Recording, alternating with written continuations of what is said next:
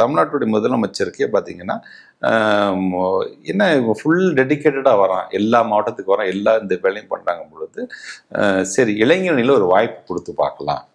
எப்படி வர எனக்கு ஆசை பார்த்தீங்கன்னா மாவட்ட லெவலில் இளைஞர்களில் சேர்ந்து தான் எனக்கு ஆசை. மாவட்ட லெவலில் இளைஞர்களுக்கு நான் அந்த அப்ளிகேஷன் போடும் பொழுது என்ன சொல்லிட்டாங்கன்னா, இன்னென்ன கட்சிக்காரோடைய பிள்ளைகள் வாரிசுகளுக்கு நான் வந்து பண்ண மாட்டேன், நான் வந்து ரெக்கமெண்ட் பண்ண மாட்டேன், நான் என்கரேஜ் பண்ண மாட்டேன், அதனால மகேஷ் எதுவும் அப்ளை பண்ண போதா கேள்விப்பட்டேன், மகேஷ் பண்ண வேணான்னு சொல்லுங்க அப்படிங்கிறாங்க. உடனே நான் அந்த என்ன ஃபார்ம் எதுனா அந்த ஃபார்ம் உடனே கிழிச்சு போட்டு அவங்க என்ன நினைப்போ அவங்க என்ன என்னவோ அது மாதிரி செஞ்சுட்டு போகலாம் அப்படின்னு நாங்கள் அதை விட்டுட்டோம். அதுக்கப்புறம் பார்த்தீங்கன்னா மாநில லெவலுக்கு அவங்களே ரெக்கமெண்ட் பண்ணுறாங்க.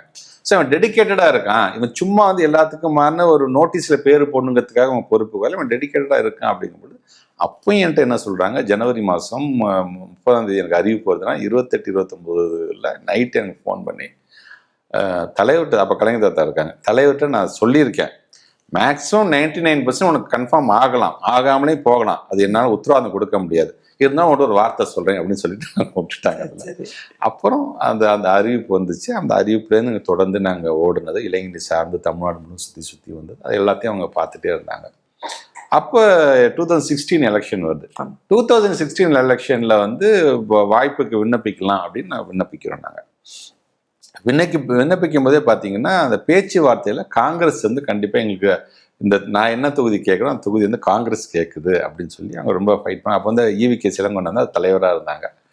அப்போ அந்த பேச்சுவார்த்தை நடக்கும் பொழுது EVK சிலங்கொண்டன் வந்து இன்னொருத்தருக்கு சொல்கிறாரு, அப்போ நம்மளுடைய இன்னைய முதலமைச்சர் சொல்கிறாங்க, இது நான் என் பையனுக்கு நான் கேட்குறேன் அப்படின்னு அவங்க சொல்கிறாங்க. ஆனால் அது வந்து அவர் வந்து பிடிவாதமாக இருந்துட்டனால அது பண்ண முடியாதனால அது அன்னைக்கு வந்து இதாகிடுச்சு. அதில் அப்போ சிஎம் சொல்லாங்க, சரி மகேஷ் நெக்ஸ்ட் டைம் பார்த்துக்கலாம் விட்டுரு, நோ ப்ராப்ளம், நான் இங்கே அடுத்தவங்களோட எலெக்ஷன் ரூம் நான் ரெடி ஆகிட்டேன், துணியெல்லாம் எடுத்து வைக்க ஆரம்பிச்சிட்டேன் அப்படிங்கிறேன். திடீர்னு என்ன நம்ம எது சொன்னாலும் அதுக்கு ஒத்து வருதுன்னு நினச்சாங்களா என்ன தெரியல. அடுத்த நாள் போனோடனே வேறு தொகுதியில் நீங்கள் நிற்கிறேன்னா சரி நீங்கள் எங்கே சொல்லுங்க நிற்கிறேன், இல்லாட்டியும் அவங்க பின்னாடியே வரத்துக்கு ரெடியாக இருக்குன்னு சொல்லும்போது தான் திருவெரும்பூர் தொகுதி எனக்கு வந்து.